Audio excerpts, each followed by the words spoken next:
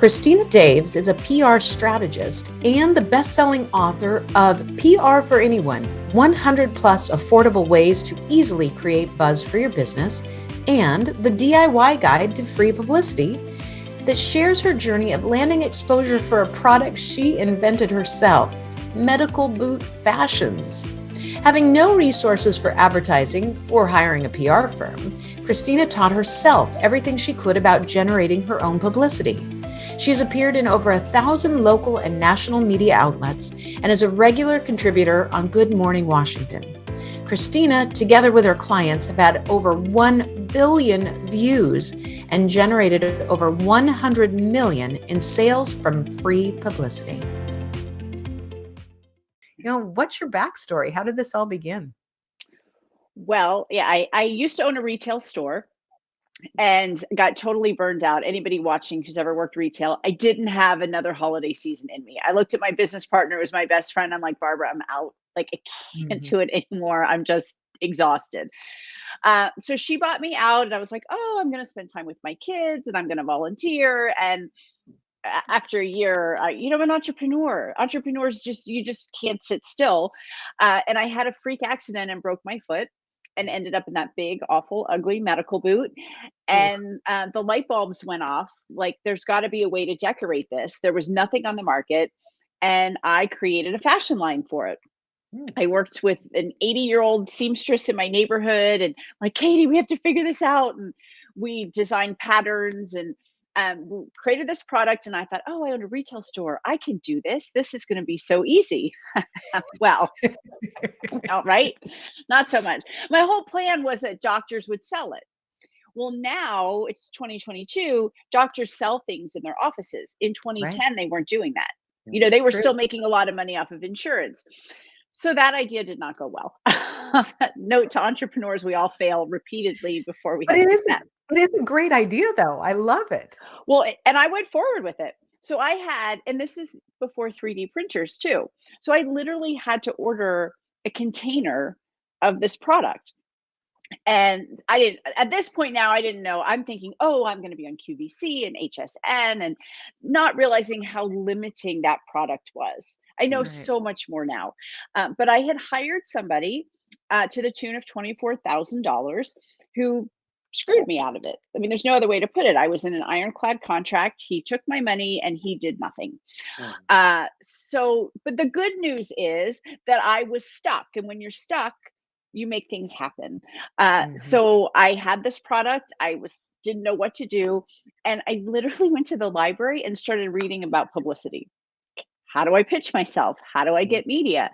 And I taught myself, I kind of figured out a system, and it was actually my husband's business coach who said, Christina, write the system down. Like, what are you doing? You've got to come up with the name for it. Teach people what you're doing.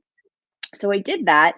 My first year of business, I was in over 50 media outlets. I was on the Steve Harvey show. I won his top inventor competition. I was on Dr. Oz. I was on Fox. I was in the Washington Post. Like, it was amazing. And I started selling a lot of products. And I'm like, wow, this really works. I'm going to do this more. And then people started asking me for help, my entrepreneurial friends. And guess what? It worked. So I helped some friends. I helped one friend. I just kind of told her what to do, and she did it. She got on Dr. Oz twice within 60 days. Wow. So I was like, okay, this works. Now I'm going to really start implementing it. And it really is where my passion lies, because so many people are getting screwed out there like I did. There's a lot of bad people in our world, in the inventor world, in the digital space. And I just am empowered to help people so what happened to me doesn't happen to them.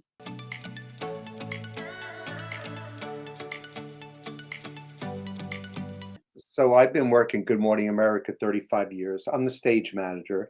So I don't book people, I'm not a booker or a producer, but I have a lot of friends that want to be on Good Morning America. And I know Dr. Oz because he used to be on Good Morning America. And I know a lot of the producers there. But I'm curious, how did you get on, or how did you get your friends on? Like, what was your magic, to do that? Yeah. So I have this system. Well, Dr. Oz is a little different. I'll tell that story.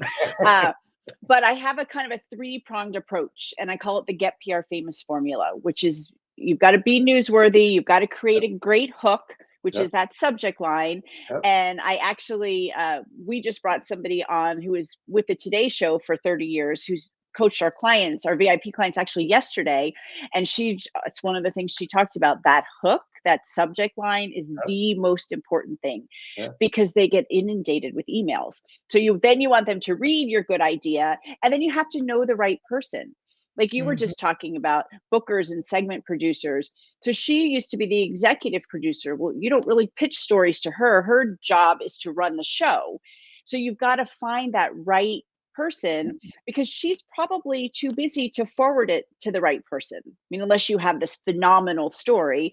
It's really important, if you're pitching a newspaper, wherever that is, who's the person covering your industry?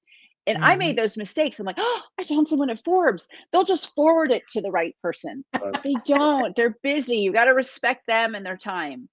But Dr. Oz and Steve Harvey actually came from Help a Reporter. Help a Reporter Out, Oh, yeah, which Haro. is Mhm. Harrow. I Haro, yeah. swear by that. So Steve Harvey was, do you have a product you want to take to the next level? And in parentheses, it said national television. And I put it in. That was August. I didn't hear back until October. And then it was like boom, boom, boom, boom, boom. I literally was on a plane the next day. I remember Nice. walking out of the school, and they're like, "We want you, Christina." I was like, "Okay, great. When?" I said, "Tomorrow." "What's your airport of choice, and what's the name on your driver's license?" I'm like, "What?" I have kids. What? My husband's like, "Just go. I'll figure it out. I'll figure it out." Um, and then through Harrow, I always connect with the journalists. I always find a way, whether it's on LinkedIn or Twitter, Mhm. hey, I just responded to this. And I built a relationship with a producer from Dr. Oz. And she would actually come to me. She's like, Christina, you have a network. You know everybody. She's like, I need somebody who has a parent with Alzheimer's. Can you get them here? I'm like, boom, done, boom, done. And I Mhm. filled so many, value to them first. You know that. Eddie being the Yes. stage manager, I'm sure you see that. And then you become part of their tribe. And then when Yes. Mhm. something came up for me, she's like, "Hey, do you want to come up and be on the show?" I was like, "Yeah, that'll be fun." You're like, "Absolutely. Yeah, Anytime you need me, I will get on that airplane." exactly. Well, and you make so many great points about, really taking more time to find the right person, craft the right message, ensure you're newsworthy and going to be interesting, work your hook, rather than just trying to shotgun approach and just hope that Right, if you put enough out there to enough people that somebody's going to find it interesting. right. And not only can that be a big waste of your time and energy, but it can really turn some people off who are bombarded by 2, 3, 4, 5,000 emails every Yeah. day. I don't think I most people understand the volume, that these oh, they producers get. are getting. She said she got 500 a week. And this is the executive producer. This is not even the booking producer, the segment producer. Mm, So I yeah. can't even imagine the volume. Right, but when it's good, you're going to stand out right away. And and I pitch. It's really important that everybody knows I walk this walk every Mhm. single day. I had an idea that I wanted, again, helping inventors. So I love products. I have a little passion for products, and I love productpreneurs. So I had an idea of kind of a gadgety product segment, and sometimes I'd bring in local entrepreneurs or inventors, if I could. Like, it's really what I wanted to do. So I pitched and I pitched Mhm. and I pitched. And Mhm. finally, 5 months later, I got the yes. And I joke that it was in August. And you guys know this in media. August is the slowest media time. Everyone's at the beach, everyone's on vacation. So I felt like they were like, oh God, if we put her on now, maybe she'll stop bugging us. No one will see her. Give her some time. But I made sure I recorded. This is for Good Morning Washington, which is on ABC in DC. I recorded everything, recorded segments. I saw how every host was, how they interacted. And I went and I did my segment, and I got done, and the producer came out and he said, "The control room loves you. You come back anytime." Wow. And I have Nice. been on for 5 years. Nice. Nice. Yeah. And even in COVID, I got to do my own segments. Like they trusted me enough that I could actually write them, record them, edit them, and get them to them. So I became really valuable to them when they're all at home too, that they knew I could put together a quality piece that they could use. I have to laugh too, because when I think back of where my media time started back in my 20s, when I was in my little local market doing things for the nonprofit I worked for. And I swear that in the beginning, they just brought me in because I would be the only one stupid enough to show up for the 5 a.m. broadcast. They're like, well, Michael will do it. Let's get her in there. Like, show up and, and I just Whatever bring it takes. donuts and everybody loved me. Everybody, oh, food is good. Food is good. And that's really important you say that too. I hear, because I'm there a lot, or pre-COVID, I was there a lot. You hear nightmare stories about prima donnas who come in and expect to be, that's the fastest way to not get invited back. I'm No the kidding. one, and that's just my personality. I'm not doing it to do it, but I'm hugging everybody. The people who are miking me up. Hey, how have you been? How are your kids? Like, Yep. those are the people that run the operation. You be nice to them and you're good, like good to go. She's talking your language, Eddie. Yeah. We chatted that with other people, Yeah. and you're giving us, great advice. When you It's come so, in, the person that drives you, the person opens up in the door, the hair, the makeup people, the crew. So yeah, I'm right oh, on. my first hair and makeup experience ever, my first TV experience was it was Steve Harvey.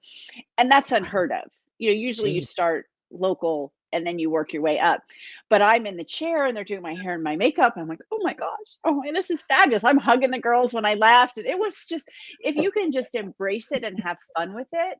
Sure. And again, that makes you a good guest. Those are the people that they want to have back. Right. Absolutely. And embrace the moment and realize, I mean, because, when people haven't done it before, it can be nerve-wracking, especially Yeah. in the beginning. But the more, in fact, after I hadn't done it for 20 some years, the first one I had actually during COVID, I was like, I think I'm going to throw up. Like, I haven't done this for so long, although I can, get up on TV anytime, but it was really interesting. But if you can just enjoy it, you're not only going to make a better impression, but you're going to enjoy the experience, and your Right. business, whatever you're trying to promote and strengthen, is going to feel that positive energy as well. Michael, I'll tell you the funniest story. So Steve Harvey, my first television appearance is national television. Like I know what those numbers are. So I have a friend in Philadelphia who's a hypnotist, and I'm calling him from Chicago. I can't breathe. Like I'm so sick. I'm so nervous. I'm like, Brian, you've got to hypnotize me over the phone. I can't do this. He's like, you've got this. I'm like, no, really, I cannot do this. But he gave me the best advice, you guys. I want everyone to know this. He said, Christina, nobody there wants to see you fail. Right. And Steve Harvey has an audience. And he said, look in the audience. And I still can see the woman. She was, I don't know, probably in her late 60s, looked like a grandmother. She had on a red sweater and she smiled so big and her eyes twinkled. And I'm like, I've got this.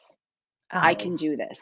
And he's right. So just know that they have you there. They want your information. They feel their audience wants your information. So you're right. Have fun. It's so fun. And it's just such a cool experience. So that's another reason I love it too. It's just fun to do it.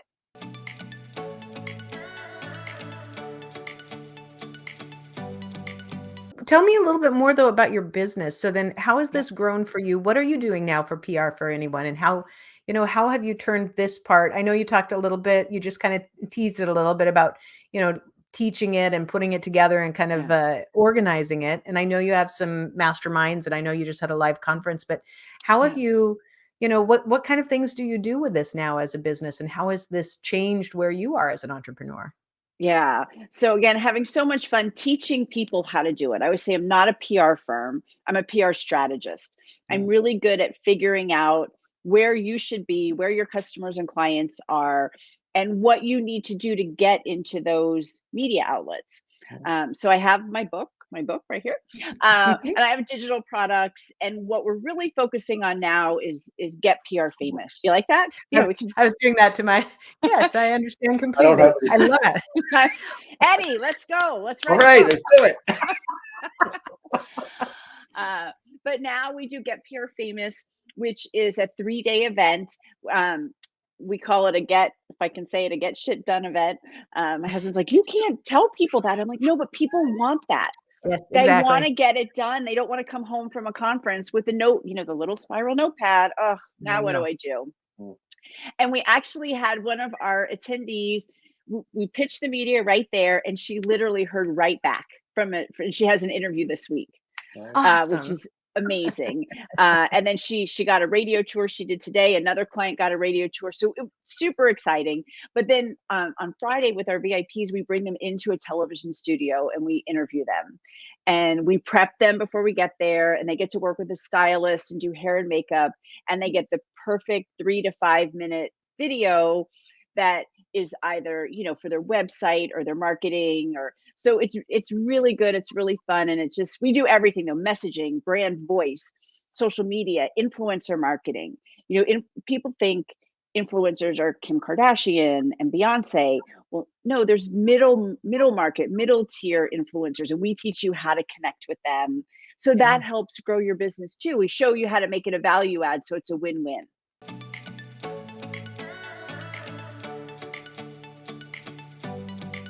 So I was at an event, and I actually wanted to call the company PR for Everyone, that everyone can get it, but that domain was taken. Hmm. So we did. I now own it though. It took a couple of years, but I now have that in it forwards too. But PR for Anyone was available, and I needed a logo. I had no idea what to do, and my neighbor is a good graphics person, and he's like, "Oh, I'll put something together for you," and it happened to be black, white, and pink. Right. I was like, "Oh, this is really cute."